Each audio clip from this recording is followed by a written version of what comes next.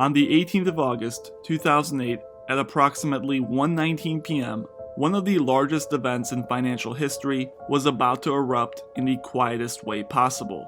BitCoin.org was registered as a domain, one of 32 million sites to join the internet that year. This action, to many, marks the creation of Bitcoin. Although the white paper was not released until later that year on the 31st of October, the registration of this domain name is regarded as the beginning of Bitcoin's New Testament. In today's video, we explore the ultimate question that often remains ignored, played down, and silenced. Why is the Bitcoin origin story so mysterious, and why do these details matter, pointing to a future that looks grim and hopeless? Bitcoin's history is a long one that would take hours and many videos to explain. By most accounts, the breakdown of its creation is divided into three parts. The prehistory, which involves other projects that influenced the creation of BTC. The origin, which is the time period starting in 2008 and ends with the last known Satoshi message in 2011. And the modern era, which is the time period until now. In this video, we are strictly going to focus on the origin era, as it's the time period that showcases the bizarre facts surrounding the creation of a trillion-dollar asset. Why does it matter? Well, there are lots of reasons. One of them is that revealing the true identity of Satoshi is already generally accepted as a massive risk to Bitcoin's stability and price. Even Brian Armstrong put this phrase under the S1 documents for Coinbase, listing this as a potential risk to investors. Quote, "The entire crypto market could be destabilized if Bitcoin's anonymous creator is ever revealed or sells their $64 billion stake. Bitcoin's market cap has exploded to over $1 trillion. The idea that someone out there created this asset over 2 times larger than JP Morgan, but remains anonymous 12 years later, refusing to come forward and gain fame, legacy, and most importantly, extreme fortune, is hard to grasp." According to the internet, the world's largest holders of Bitcoin are the Winklevoss twins, who spent $11 million in 2011 buying up the coin at $120 apiece. Knowing for sure who owns the most is nearly impossible, but to illustrate a point, we're going to try to create a list of the world's largest holders. From public sources, we can reasonably assume that Barry Silver, a venture capitalist who bought 48,000 coins in an auction held by the U.S. Marshal Service in 2014 for $350 a pop, is among the top. And Tim Draper, who bought 30,000 coins in 2014 from the same government auction, is also up there. The thing about all these people is that it's very hard to find a public quote where they talk about the origin story. The only one I could find is Mr. Silbert, who told Bloomberg, quote, "At this point, it doesn't matter who created it." I bring this up because it seems that the supposed world's largest holders of Bitcoin rarely talk about its mysterious creation, claiming it's unimportant. But the truth is, it's definitely important. It definitely matters who created it. Remember, Satoshi on the 3rd of January 2009 brought the Bitcoin network into existence by mining the infamous Genesis block. In the months that followed, it is estimated that he mined close to 1.1 million Bitcoins before disappearing.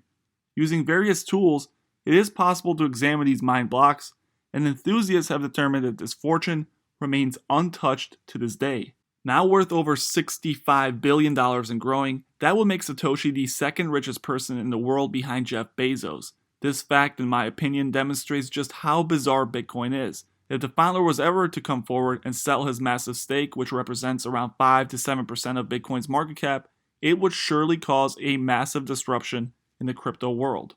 You would be hard-pressed to find anything created by an anonymous individual throughout history, and for Bitcoin's founder to never come out is both bizarre and unprecedented. You have wild conspiracies like this one from billionaire Dan Pena, explaining so eloquently his thoughts on the origin. And I know who's behind Bitcoin, and it ain't some Japanese guy in a cave. I know the guy. And when that comes out, you heard it here first. Bitcoin is going to zero. Zero. When it comes out, zero. But the reality is much different. The truth is, no one has come close to explaining who the founder actually is, despite the fact that numerous people alive today out in the open acknowledge and verify they worked with this group or individual in the years following the Genesis block. You can hear much more about this topic by viewing this unbelievably good series by one of my favorite YouTubers, Barley, Sociable, who uses a trail of solid evidence to point to the supposed founder. But after investigating this topic, I have a different opinion and theory that in fairness is mostly speculation with a sprinkle of circumstantial evidence. So fair warning, this is purely my opinion and should not be taken seriously. But it is very interesting how some of these facts I'm about to present to you line up with certain events that unfolded around that time. You see, if you Google Bitcoin's origin from an international perspective, the general consensus is that it's a US intelligence creation. And while that may be wild, I present to you some facts. Any bleeding edge technological startup that you can think of was at least partially funded by the US intelligence apparatus, and that is not a wild conspiracy, but straight up provable fact. Organizations like In-Q-Tel have been investing in high-tech startup companies focused on supporting United States intelligence capabilities since 1999. This is not to say that the CIA literally started Google, but it does mean that the intelligence agencies have an interest in new technology, specifically those analyzing data. According to the Washington Post, quote, virtually any US entrepreneur, inventor, or research scientist working on ways to analyze data has probably received a phone call from In-Q-Tel or at least been Googled by its staff of technology watchers. So this isn't some grand conspiracy, it's right there in the open. We know that Bitcoin is a computer science miracle built upon cryptography. Obviously, this is something that would heavily interest the intelligence community, and it's no surprise that Gavin Anderson, literally the last person to speak to Satoshi, openly acknowledged that the CIA called him to give a presentation on Bitcoin in 2011. I don't know who's had the last interaction with Satoshi. It might have possibly been me. My very last email to Satoshi, I actually had told him that I had been invited to give a talk at the CIA.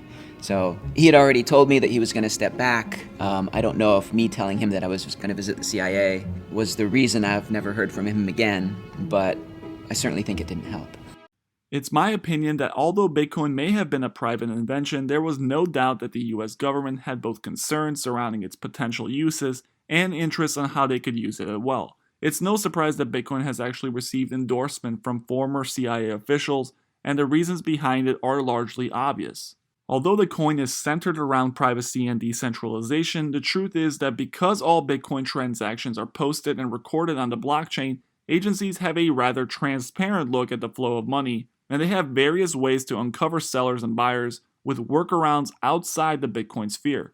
Google how to pay someone Bitcoin anonymously, and you'll see that it's actually very hard to do. As far as who Satoshi is, watch Barley Sociable's documentary, but at the end of the day, we don't know. The only thing that we do know is that everything about Bitcoin is extremely bizarre, and the fact that the single